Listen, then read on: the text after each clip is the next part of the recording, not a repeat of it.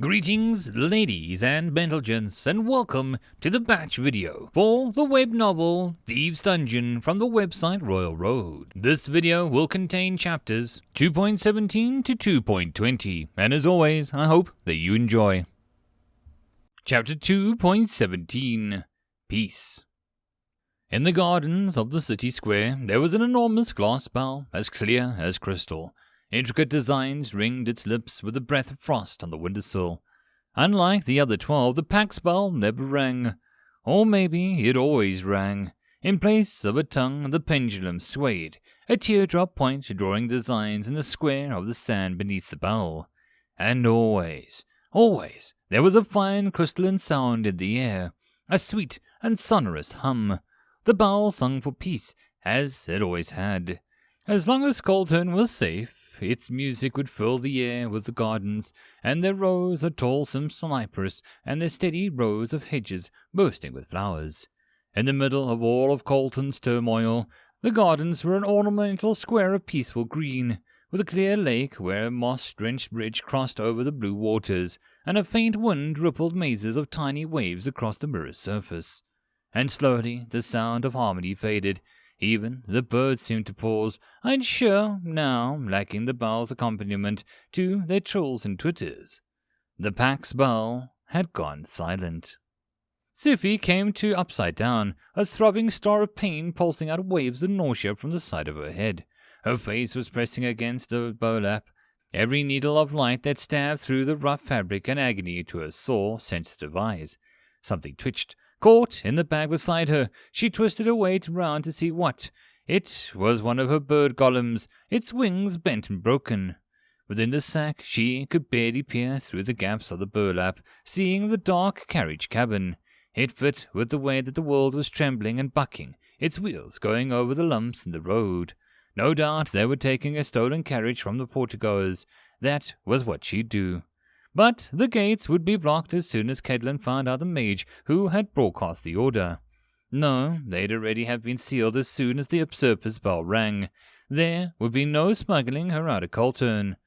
Was there no plan for a ransom? Did they intend to kill her? Reaching out for her boot dagger, she found it missing.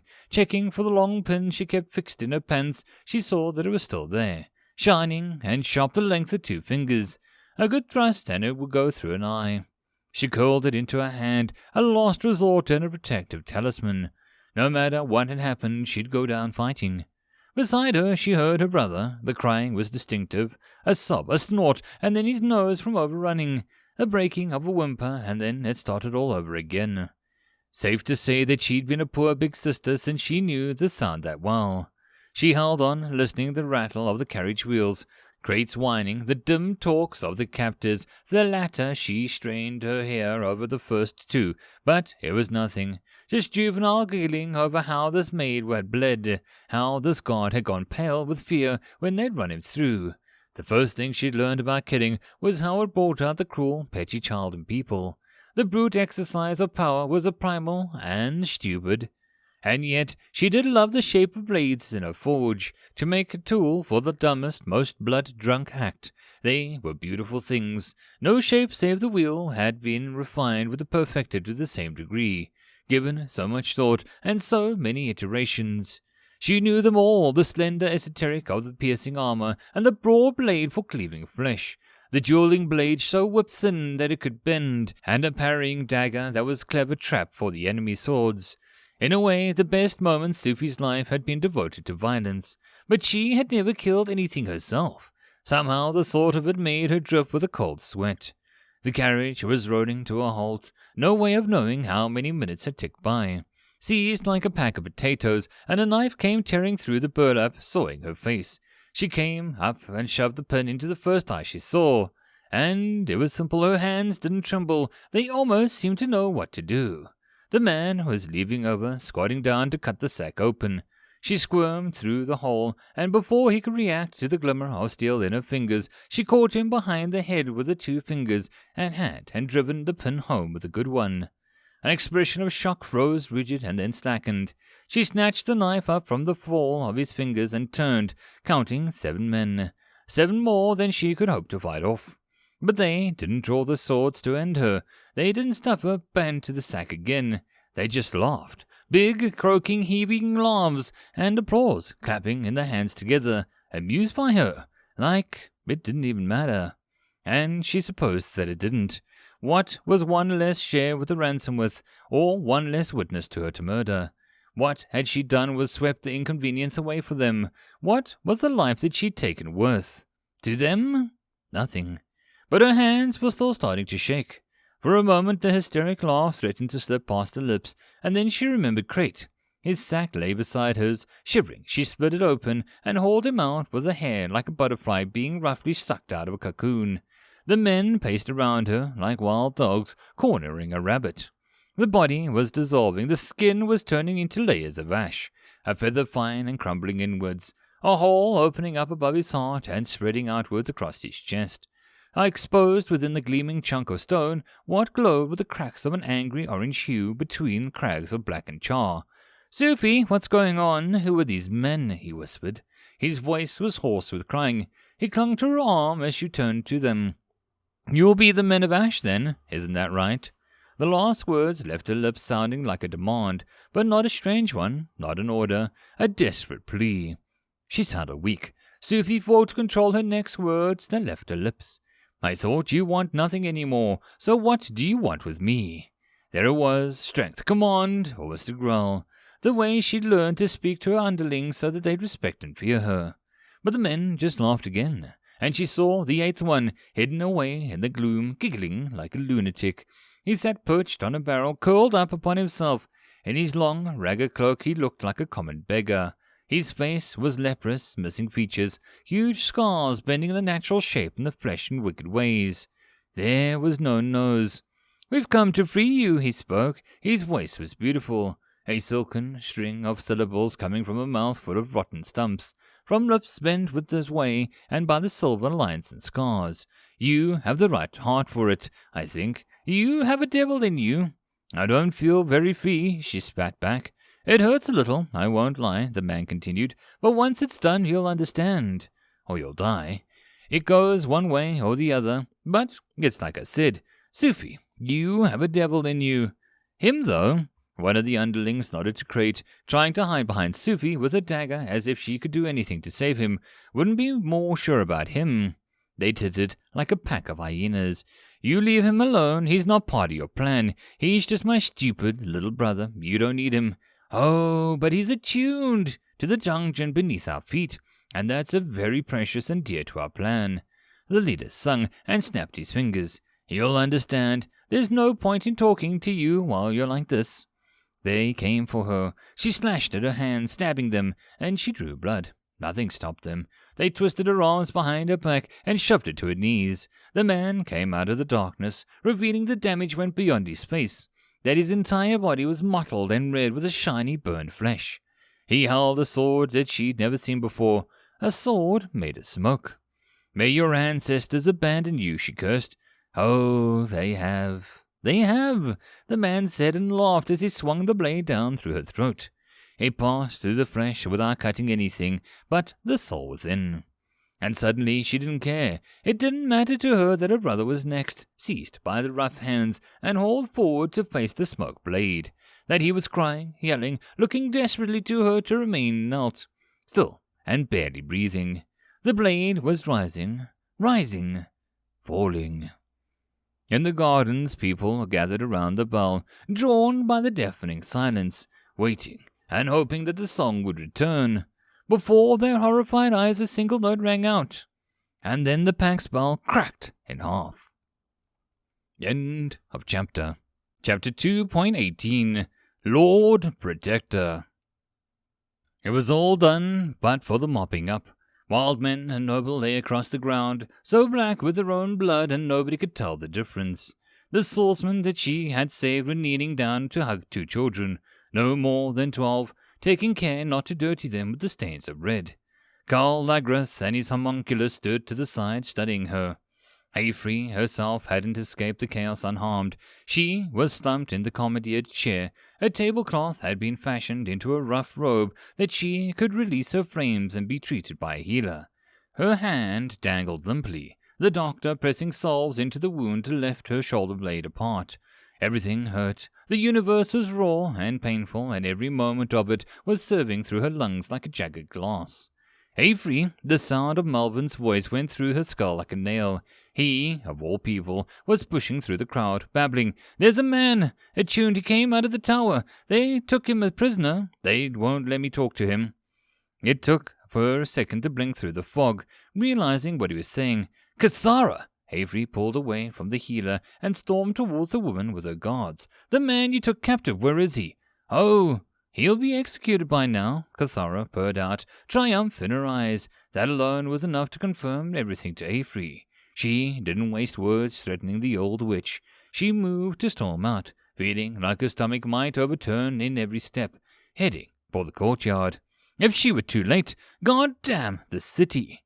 She made it in 3 steps before turning back and asking, "Where's is Sufi?" Something new lifted across Cathara's face, something Avery had never seen her before.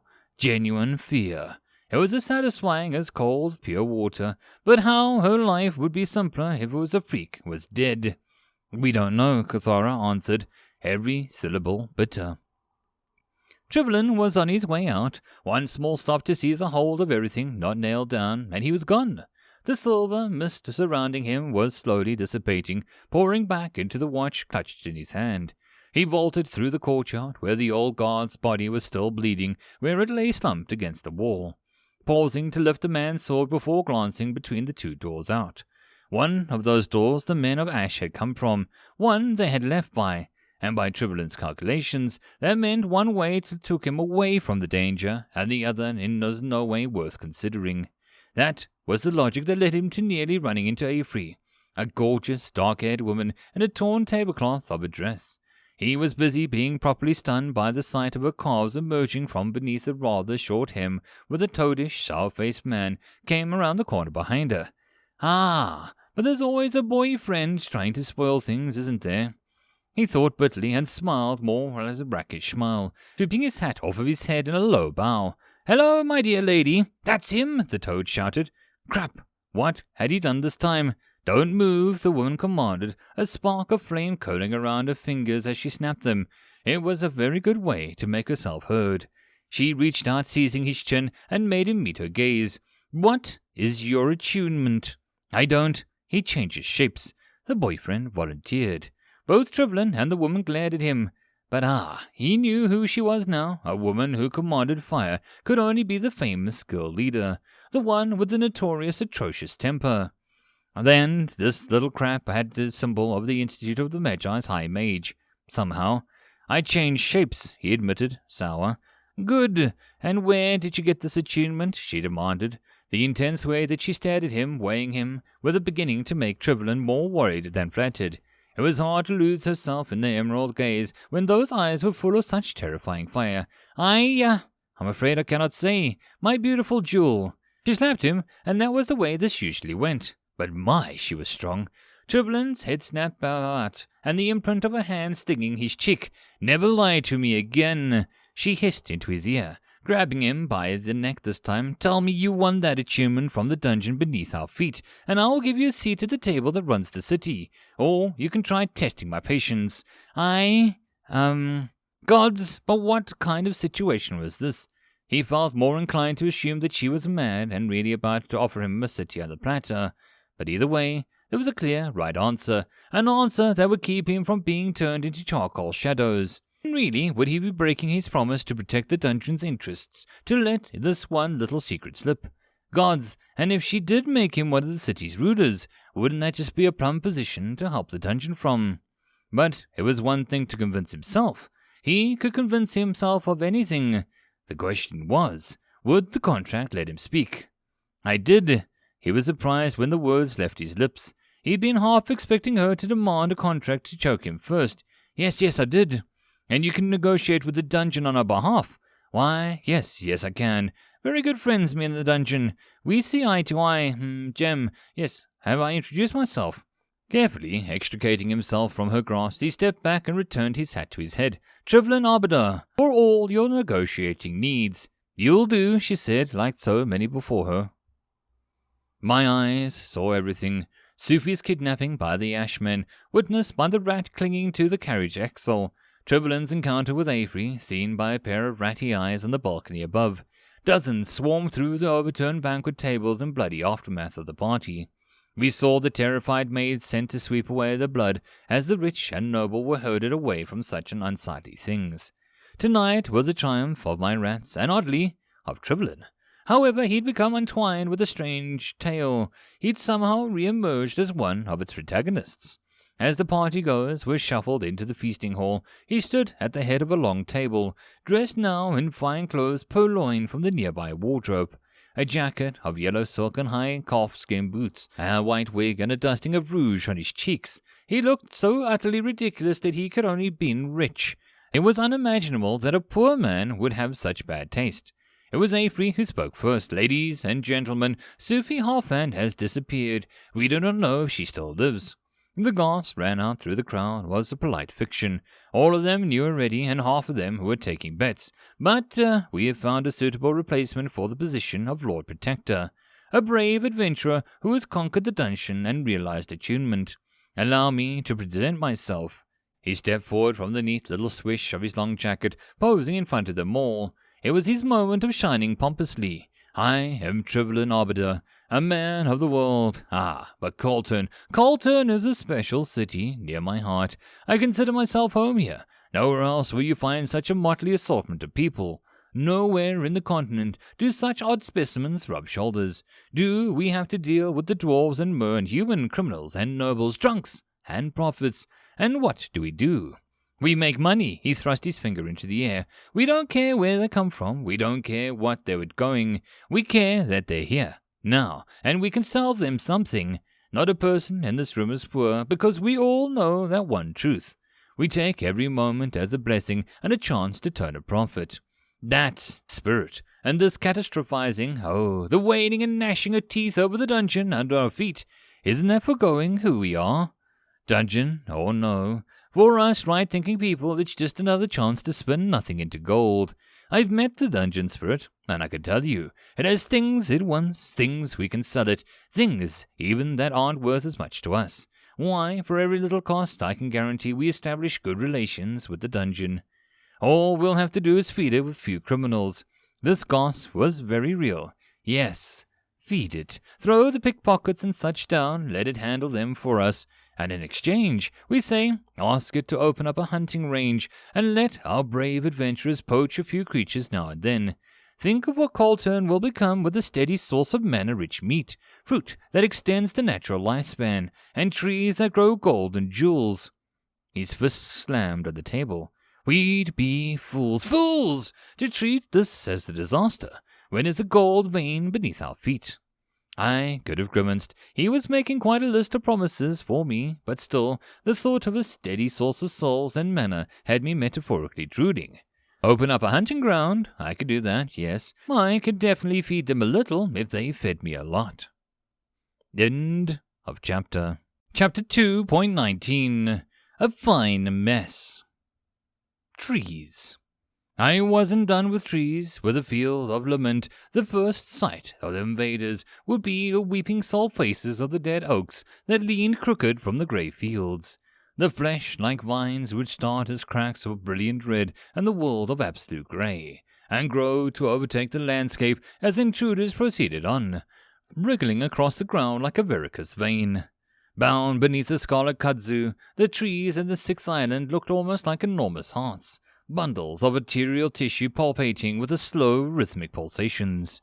And on the seventh island, a mirror lake, an island full of poisonous flowers, yes, but it needed more. I needed to offer something that would turn the horror into beauty. I began to weave threads of silver, winding them up towards the sky in twisting formations. A lattice slowly formed, and each strand unconnected, but from a distance an illumination would form. From a distance, the tricks of perspective would hide the gaps between the silver threads that spiraled up into the sky, and they would mesh together to form an enormous silver tree. Its trunks rippled with the spiral knots of its long, serpentine limbs tipped with thorns. But they would come closer, drawn by the way it shone. I laid blots of eternal flame encased with a rough yellow quartz beneath the surface of the lake to ensure that there would always be a fiery glimmer lighting the base of the beautiful tree as its limbs stretched up into the dark of the cavern ceiling. And soon they would see the truth. They would see that the only thing in front of their silver strands were gleaming and beautiful. The backside, the inner side, was black as pitch and lined with jagged serrations. Teeth. What had seemed so beautiful at a distance, a shining tree of riches, would come apart as they approached, the illusion breaking down, leaving the desperate mass of writhing tendrils lined with thorns, and unfurling, grasping tentacles of some vast beast, and more waiting to swallow them. A horror into beauty, and then back again. Transformations. I wove a second tree into the first again, and the lattice-work illusion, this one meant to be seen from very close, taking the shape only of the intruders had the courage to step within its maw. Within, hidden in its teeth of the beast, the one I made out of wooden tendrils, sprouting the nectar of rich flowers. The luminous butterflies would cling to it, and the poison flowers rose up to the illusionary trunk. And within the pillar of stone I had originally carved out of my own nest, before the hasty retreat. 2 serpents coiled in a helix up and hold a small alcove in their mouths. Waiting within that alcove was a shard of fortune, the sun god's own luck. Above, I saw Trevelyan come to the edge of the ravine. A platoon of guards stood at his back, but they all fell away, leaving him to descend to the chasm slopes alone. His feet slipped and stumbled against the uneven ground, rousing the spiders from their dens. I didn't pay much attention. I was curiously examining the shard of the sun, trying to understand how such a powerful piece of spellcraft had slipped into my dungeon without my knowing. The patterns within were complex, and the entire thing simply bundled of spellwork that shifted in constant, thrumming rotations, as energetic as fire. It was impossible to make sense of the characters that blurred together within the golden light. It was far, far too powerful to simply slip past my notice. Even if a god had sent it down from the heavens, I should have felt something. There was one conclusion that I could make out of the rough stab at, which was that I had been somehow condensed into being, rather than arriving by an outsider's world. It was the manifestation of something that had always been here, giving a shape and form, which suggested that the spellwork ran deeper than I thought. It wasn't simply some form of human artifice, but conducted itself as an unseen levels all around. It was fascinating. By the time I got around to paying attention to Trevelyan, the kobolds had found him, and he was teaching them drinking songs. With a cap in hand, Trevelyan swung his fist back and forth with a bang out a meter long of the song. His audience perched around him in rapt attention as he warbled, "So he can have his gold and glory. Oh, he can take his time. I don't envy his stories or the treasures that he might find. He can keep his gold and glory. I'll take what he leaves behind." With the pinning of his hat to his chest, he stomped his foot against the tilt of his head, doing his finest drunken bellow from the final line. "Oh, it's an adventurer's wife for me." Dead silence followed off the tuned belting of the final syllables. Trevelyan glared at the facsimilated little youtlings around him, and then, realizing that he really had no clue, clapped his hands together. The scaly little beasts followed suit, and they glowed and bowed and thanked him for all the applause. That was when the grim, gigantic spider with the human body welded to its scuttling lower half arrived. Dark chitin framed the edges of a pale, delicate face with stern eyes, blue lips, and sharp teeth. "You shouldn't encourage them." "I'm sorry," Trevelyan raised an eyebrow. "You should be. They will sing that song for weeks.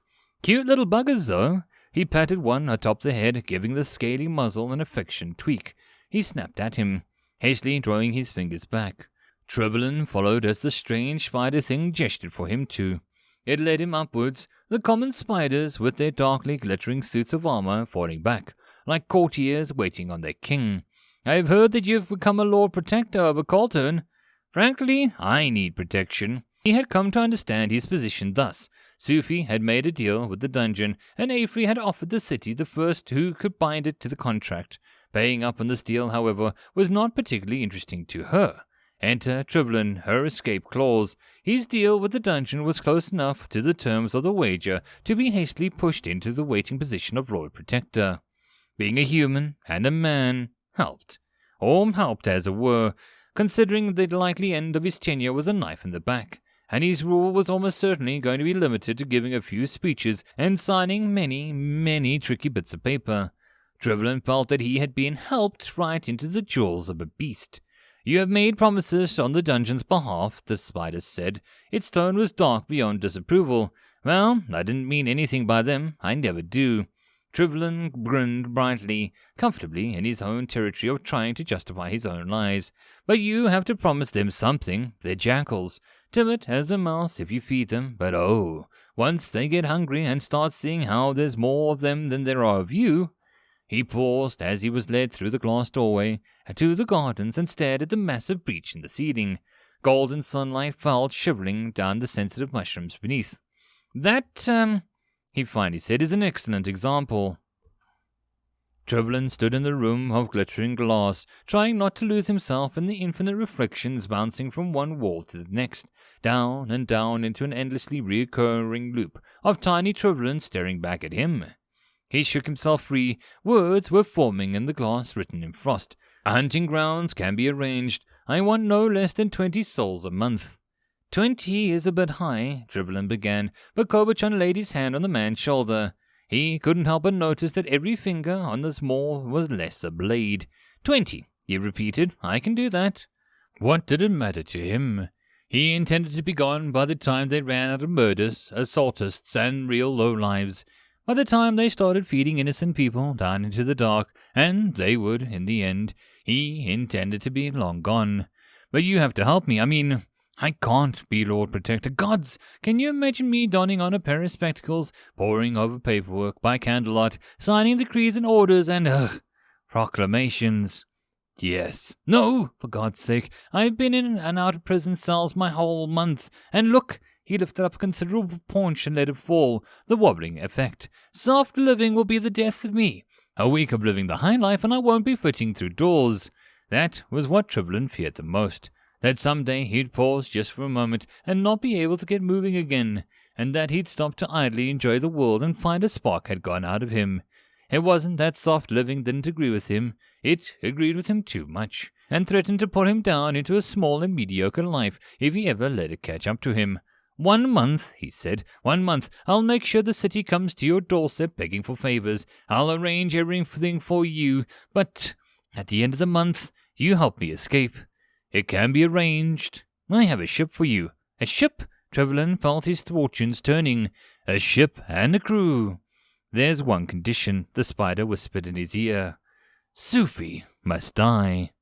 And there it was, the tire going out again, leaving him worse off than ever and flat-wrecked. End of chapter. Chapter 2.20 Undragon. Knife. A knife. The little dagger flicked between the kobold's hands, nervously blinking in and out of existence. The little creature fretted to itself, scrunched down with its knees up to its chest, making the dagger blink, blink, blink. He had done a bad thing, but this wasn't the place to start. It had started shortly before the beginning, when he was still an egg, when a rum wrapped its mighty coils protectively around the sapphire shell and slept. In that long, early spring of the soul, body still developing and a depraved yolk, the kobold had dreamed of a rum's dreams. An enormous shadow glades across the stormy waters. The rough waves ripple and distort at the enormous silhouette. An eagle's shadow, a serpent's shadow. It was a shadow of a dragon, a wide of wing, long of tail, its arrowhead prow soaring above the waters. Beneath the frothing surf of the sea, a whale tries to dive, sensing doom in the sudden blotting of the sky. The dragon descends, it swoops down, claws extended, piercing the barnacle-armored back of the enormous beast. The water explodes in a white froth as the whale struggles. It kicks, and dragon's wing beats are huge, billowing claps of thunder. The wind beneath them kick back, and the ocean exposes and prey as the huge ribbons of red swirl round into the blue. Dragon dreams. They're all the kobold was. One dragon's egg in 100,000 might hatch into a true blood of hair of fire, but the rest would be left with the strange, slow dreams of yolk time, slowly congealing into a form not quite dragon and not quite undragon, a kobold. And the dreams were strong in the little soul that forced its way up through the thick eggshell, batting its blunt head against the walls of its prison womb until they cracked open. The feel of fire bathing out of the shell called him to stir and fight and break free. A rum waited for him. The attention of the dungeon swirled in the air, a palpable presence. Those first days were full of wonder. The gardens, the dungeons, all of it was strange and beautiful, full of patterns and shapes that the kobold did not understand. It hunched in the dirt to study wriggling insects. It fled from the pearlescent spiders. Glass flowers gave up metallic honeys, and the vibrant red glass mushrooms bled like a lush meat between his teeth. And then there was the fight, the earth-shaking battle of titans, where the kobold could only close its eyes and pray for the dungeon. In that moment, it felt the dungeon's voice, praying to itself. When the storm of violence passed, there was a new world to explore. White trees watched over the weeping eyes as he scampered through the grey fields, combined with hidden spaces beneath the canopy of the blossoms for the scuttling insects that burst like candies between his teeth.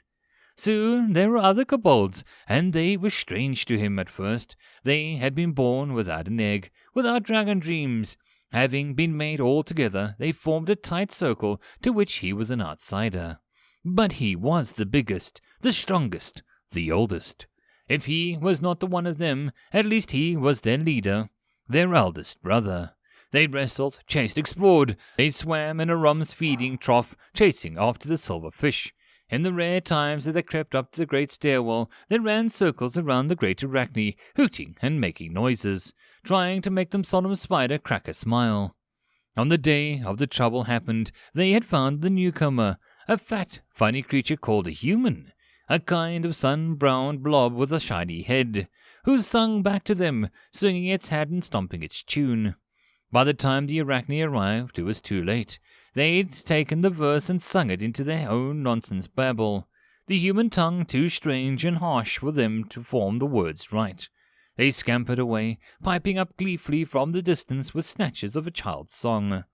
So he ran off half of the olden hoary, he, and Aiken Hissamy. For the whole day it went like that. One would pipe up with a sudden tune, and suddenly, from a distance, there would come a hooting echo from the next verse. Hi ont Hanvi and stories, higher or Hezier's helmet find. They were drunk on the tune, on the camaraderie of sharing a secret nonsense joke. Together, crouched in the tunnels of their home, they hatched a secret scheme. Leaping onto a rock and gesturing with a stick, swinging it to and fro, the mob beneath him chanted, he and Av his holdangy, a lake what he heaves behind. Together, in the dim light of the field of lament, he led his troops across the glass bridge to the third island.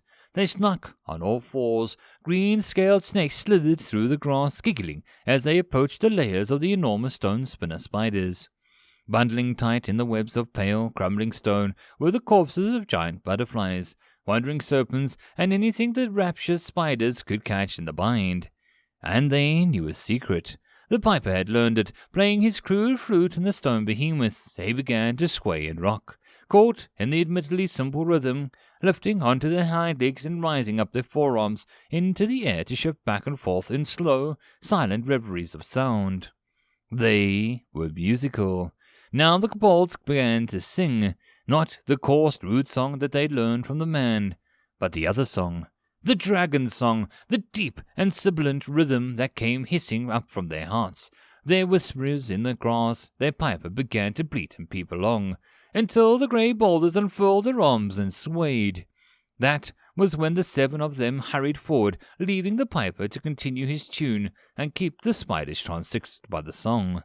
They seized the smallest of the stone cocoons, lifting it in between the 7 of them with grunts and puffs of smoke, beginning to haul it away. By the time the stone spinners realized that the supper had been stolen, it was because the cocoon was scraping its rocky hide against the musical glass of the bridge. They snapped free from the melody, shaking themselves, and surged towards the 7 thieves. The piper lifted his instrument and blew a long, decadent tone. The spiders thrashed, losing their balance, toppling over. They shivered and kicked their legs in horror as the off-key burst of noise rasped through the air. The piper turned tail and ran, joining his brothers to shove the cocoon over the bridge where the spiders were forbidden to follow. and as they retreated to their private den they paused, turning back, and echoes of the chorus, "Is his adventures high for me?" And he ran laughing into the gloom, hauling their prize with them doing into secret tunnels. He had the honor of chiseling open with his knife and wash of sticky, pinkish liquid pouring out. Tasting it, he found it bitter and sickly sweet at once. As they drank, taking turns and chugging the viscous stuff, their heads began to spin, and their limbs grew clumsy. They were controlling their own bodies from a great distance by tugging the strings connecting to their arms and legs. They were drunk, sprawled up hiccuping at the starting a new game, a naming game. "Stoneface!" one cried out with a draconic tongue, as he presented himself with a stoic pose, snout turned upwards and yellow eyes gleaming in the little lamps of overlight that they had stolen from the lake. "Tail!" he called out as his sting-tailed sibling crawled along the ground with his tail held high like a scorpion that had lent him his appendage. It went away around and around in circles, trying on names and identities like clothes, until the piper stood and began to wheedle away at his instrument, all his brothers groaning and clutching their ears in mock horror. In that moment he felt a flash of dragon dream stir within him, heard the vast wing beats again, the roaring in his ears, and the vast sky-breaking cry of triumph as the whale was hauled forth from the struggling waves. He felt something hot, an electric coil in his chest. Rising through his throat, he called out, "Break Song!" And the name stuck. They all felt it then, the ripple of power surging out of them, swirling around the break song as the name latched on, searing itself into his being, becoming one with him. His brothers stared in horror and scattering. The last to go was Breaksong, who looked at him with a hurt and betrayal, and the thin translucent membrane over his eyes flickering as his breathing coming in struggling, big gulps. He didn't know what to say, but the long, despairing whimper Breaksong let out before fleeing was enough to rend his heart. So, he done a bad thing. Bad, because naming was a dungeon's right. Bad, because it hurt his brothers. His knife flickered in and out of being, and he wished he could disappear with it. That was all there was left. He had to run away. End chapter. And that concludes this batch video. I hope that you enjoyed. If you wish to support the channel, there are numerous ways to do so down below.